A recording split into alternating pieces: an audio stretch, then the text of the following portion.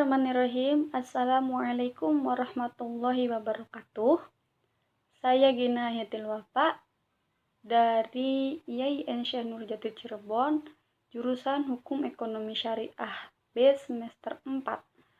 Dalam kesempatan ini, saya akan memenuhi salah satu tugas UAS saya dari mata kuliah Filsafat Hukum Islam, di mana saya akan menjelaskan sedikit tentang perubahan hukum ekonomi Indonesia. Istilah hukum ekonomi atau economic law mulai dikenal di Indonesia pada sekitar tahun 1972. Pada saat itu, masih banyak kalangan pakar hukum yang masih menentang kehadiran hukum ekonomi sebagai suatu bidang studi hukum yang baru dan mandiri. Hukum baik yang berlaku secara nasional maupun internasional mempunyai peran tertentu dalam mendorong pertumbuhan ekonomi suatu bangsa. Secara tradisional, peran hukum yang utama adalah memberikan dasar pengaturan atau pengarahan terhadap aktivitas bisnis yang dilakukan oleh para pelaku ekonomi, baik perorangan maupun badan hukum. Dalam peran tersebut, hukum nasional suatu negara dapat saja dibuat untuk melindungi kepentingan nasionalnya suatu negara yang bersangkutan dari serbuan atau tekanan kepentingan pihak asing. Dalam situasi seperti ini, hukum akan lebih banyak bersifat menghambat atau membatasi gerak bisnis pihak para asing. Pembaharuan hukum ekonomi Indonesia yang berlangsung sejak tahun 1995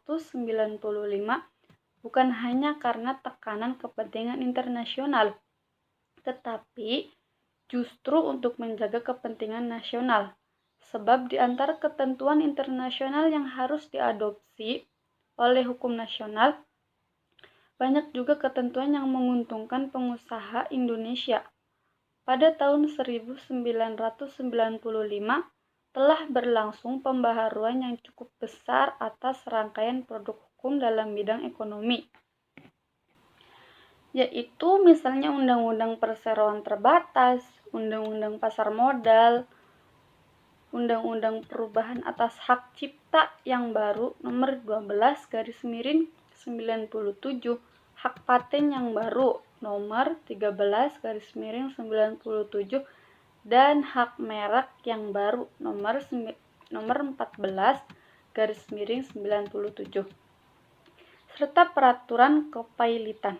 Perangkat hukum ekonomi yang diatur secara lebih baik juga akan mendorong kiprah pengusaha nasional kita di dunia internasional.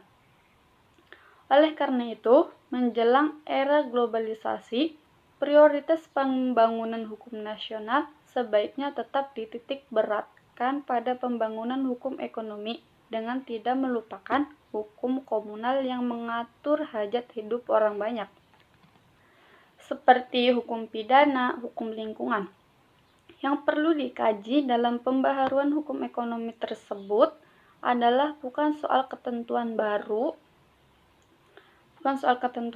yang akan berlaku, namun sejauh mana nilai-nilai yang berlaku dalam sistem perekonomian Indonesia belum bisa dikatakan ekonomi yang modern.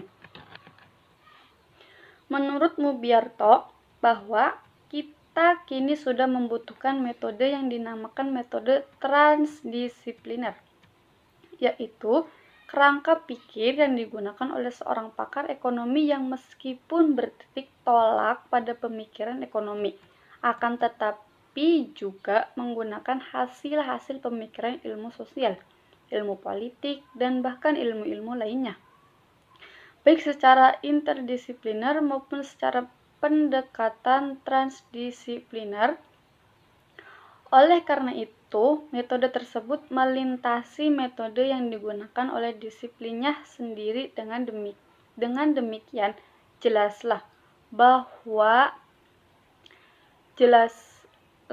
bahwa hukum ekonomi memang tidak dapat lagi hanya dianggap sebagai bagian dari hukum administrasi negara saja.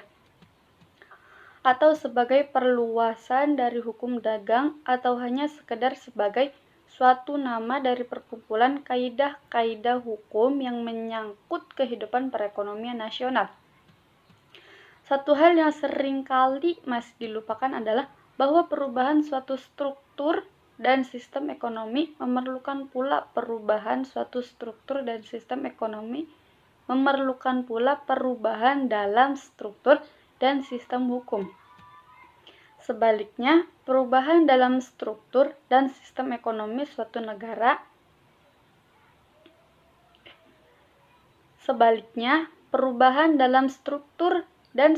hukum akan mengakibatkan perubahan dalam struktur dan sistem ekonomi suatu negara.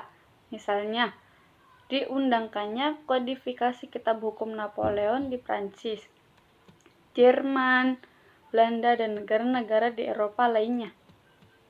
Ternyata sangat membantu proses industrialisasi di negara-negara tersebut.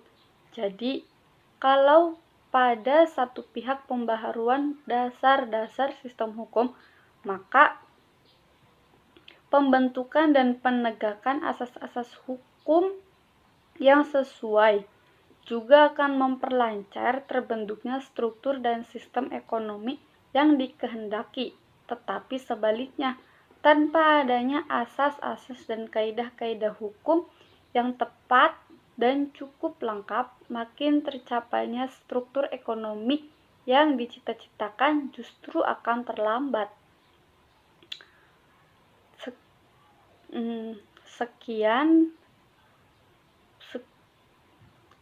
Sekian penjelasan tentang perubahan hukum ekonomi Indonesia. Mohon maaf bila banyak kekurangan. Wassalamualaikum warahmatullahi wabarakatuh.